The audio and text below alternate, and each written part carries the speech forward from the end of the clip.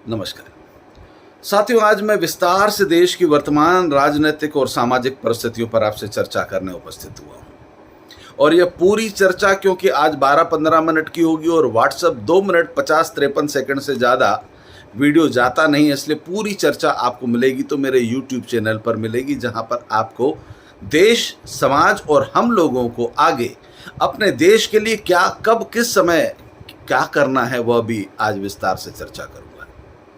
इस देश की जो आज पत्थर की राजनीति चल रही है, देश को जलाने की कोशिश की जा रही है, इस राजनीति को समझने के लिए आपको गहराई में जाना पड़ेगा। जो भारत का मुस्लिम नेता है वो खुद तो पढ़ना लिखना चाहता है, अपने बच्चों को विदेशों में पढ़ाना चाहता है, परंतु इस भारत के मुसलमान को पढ़ने नहीं देना चाहता। इस भारत के मुसलमान का बच्चा नहीं पढ़ना चाहिए, उससे पत्थर उठवाता है, क्योंकि उसकी राजनीतिक रोटियां उसी अशिक्षित मुसलमान से पलती हैं और पनपती हैं। यह 1947 में भी हुआ था। गुमराह किया जाता है, उन्हें भ्रमित किया जाता है और अशिक्षा के कारण, बौद्धिक विकास न होने के कारण ये लोग लगातार भ्रमित होते चले जा रहे हैं। तौकीर रजा का आज मैं एक वक्तव्य सुन रहा था।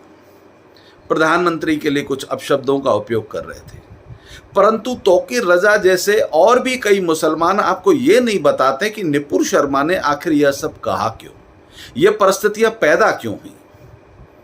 मियां तौकीर रजा, आपके प्रवक्ता ने शिवजी का अपमान किया, शिवजी के लिए अनाप शनाप बकना चालू किया और उस बकने के बाद आक्रोशित होकर जब आपको आईना दिखाना नुपुर शर्मा ने प्रारंभ किया तो आप लोगों को मिर्ची लग गई।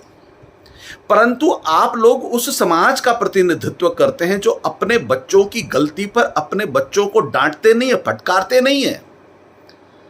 आप अपने उस मुस्लिम प्रवक्ता को बुलाकर समाज के सामने खड़े होकर 10 जूते नहीं मारते हैं कि आपने इस भाषा का उपयोग किया क्योंकि नुपुर शर्मा को गुस्सा आया।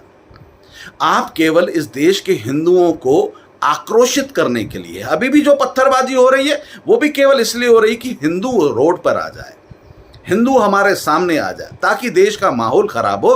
परंतु हिंदू राष्ट्रवादी है, वो भारत को अपना मानता है, इस देश को अपना परिवार मानता है, इसलिए वह पत्थरबाजी नहीं करेगा।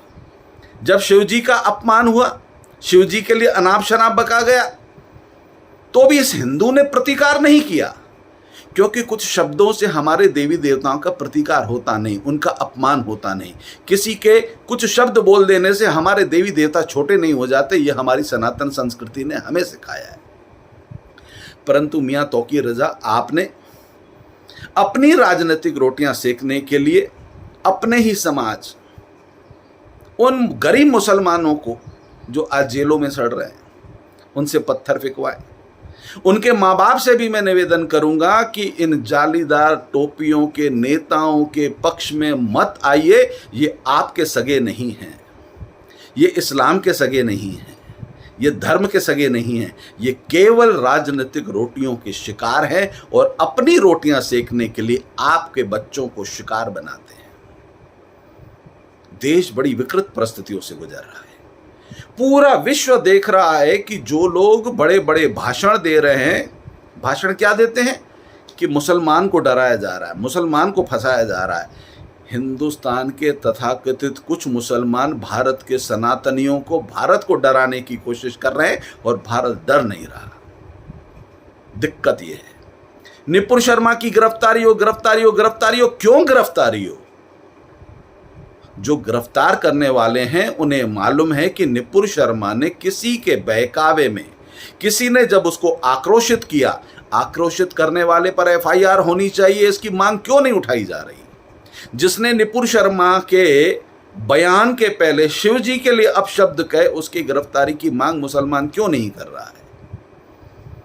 और ये मांग कौन कर रहा है? तथाकथित 100-200 लोग और उनके बहकावे में आए 25-50 हजार पूरे हिंदुस्तान के अंदर लोग।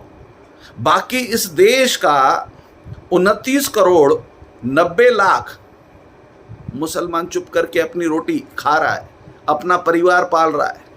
उसे मालूम है अकल किसको कहते हैं, वो पढ़ा लिखा है। ये 10-20-25 हज़ार जो पत्थर उठा लेते हैं, जिनको अशिक्षा है, उनके माँ बाप को अपने बच्चों को समझाना पड़ेगा कि पत्थर उठाकर तुम भारत में कुछ हासिल नहीं कर सकते।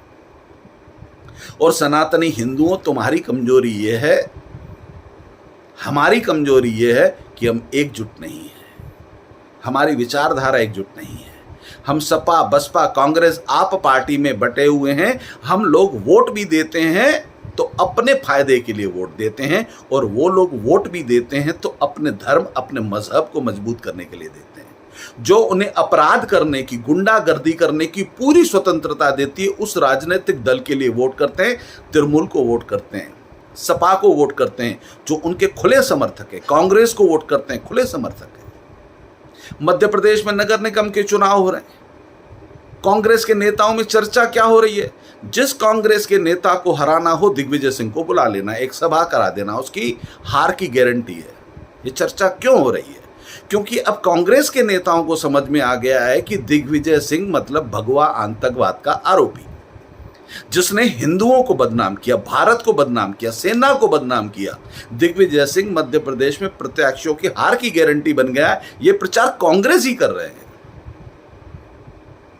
इस देश के अंदर, हाँ, यह देश सबका है, हर उस इंसान का है जो इस देश में रहना जानता है। गीत उसी का है जो गाना जानता है, देश उसी का है जो रहना जानता है।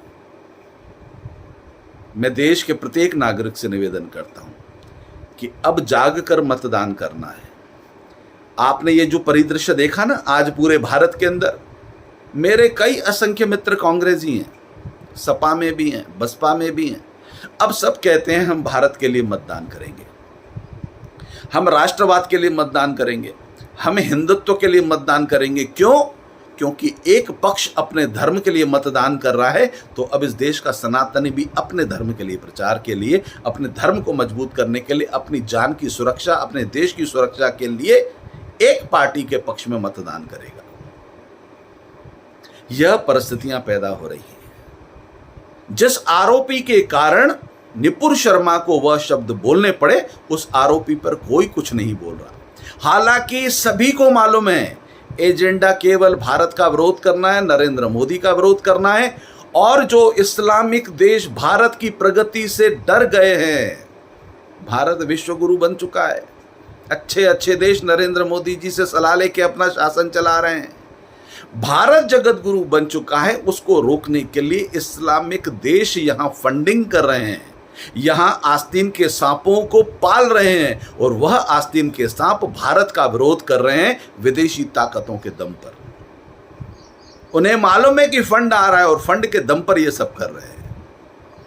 इसलिए जो इस देश से प्यार करता है, जो भारत से प्यार करता है, जिसे अपने वतन से सम्मान और वतन से प्यार और अपनी मातृभूमि से सम्मान है, वह एक पक्ष में, एक पार्टी के लिए मतदान करने की मानसिकता बना ले। भूल जाए आप पार्टी, सपा, बसपा, जो भी जालीदार वोटों के लिए राजनीति करते हैं, उन राजनीतिक पार्टियों का वजूद खत्म करेंगे तो ही ये दरिंदगी खत्म होगी। 5 राज्यों में चुनाव हुए, 4 में से उत्तर प्रदेश में तो इनको गारंटी थी कि बस अखिलेश आएगा और हम अत्याचार, अन्याय, पापाचार चालू करेंगे। उत्तराखंड में भी इनको बड़ी गारंटी थी, गोवा में तो इनको पूर्ण विश्वास था। ये जब इनके सपने चकनाचूर हो गए, तब से ये बौखला गए।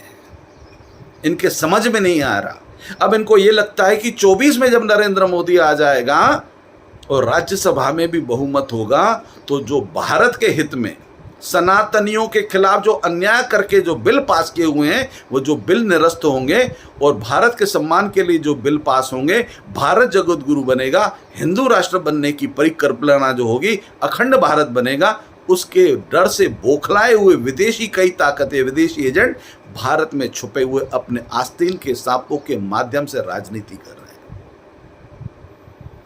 मेरे विचारों से आप अगर सहमत हो, इस वीडियो को YouTube चैनल पर ही इतना लंबा डाला जा सकता है, इसलिए इस YouTube चैनल पर आप सुन रहे हैं, इसे वायरल कीजिए। राष्ट्र हित में आप मतदान करेंगे तब करेंगे। वो 100 पत्थर फेंकते हैं, आप इस वीडियो को 100 जगह वायरल करके राष्ट्र हित में, देश हित में, मानवता के हित में एक अपना कदम उठाइए और मुझे सहयोग कीजिए। हम भारत में क्रांति लाएंगे, सकारात्मक क्रांति लाएंगे, सबका साथ, सबका विकास और सबका विश्वास स्थापित करेंगे। जो आस्तीन के सांप हैं उनकी पूंछ कतरी जाएगी और उन्हें भी इंसान बनने की प्रेरणा दी जाएगी। और जो विदेशी ताकतें भारत के इन आस्तीन के सांपों को पाल रही हैं, उन्हें भी हम बताएंगे कि हमें आस्तीन के सांपों को पालना आता है तो उनकी पूंछ कतरनी भी आती है। वंदे मातरम। भारत माता की जय।